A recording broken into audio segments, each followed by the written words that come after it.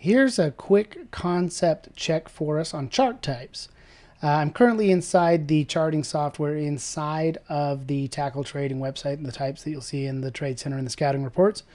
And up here, up top, you've got your chart settings where you can see your time frame and your chart types. And you can see the data and information where you can see it track the open, the high, the low. So here's open, high, low, close, and you get the change. So you can see that data up there. And a couple quick clicks of a button, you can change your chart types, and you can use the menu to select from all different chart types. So here's a quick click of a button. You get a bar chart. Again, same data, just different graphical representation. Candle chart, line or area chart.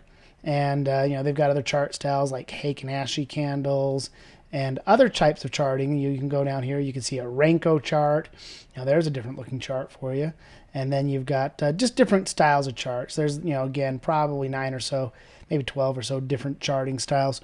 Over inside of the Thinkorswim platform, which I know a lot of you use, you can change chart styles by coming up here to Styles, up here where it says Styles.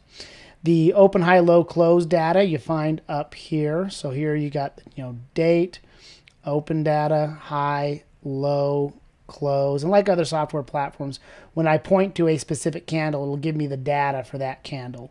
So again, if I go point to, this candle here, I'll get that candle data, that candle information. Click of a button, you can change your chart type. So again, you can come down to chart type. And again, bar chart. You can switch that to a candle chart. And again, you can come over and switch that again, to area chart. They've got lots and lots of different styles of charting for you. And most of us use candlesticks and or Heikin-Ashi type candlesticks. Very, very powerful charting technique. Hope you enjoyed this little breakout video giving you a little bit more information on chart types.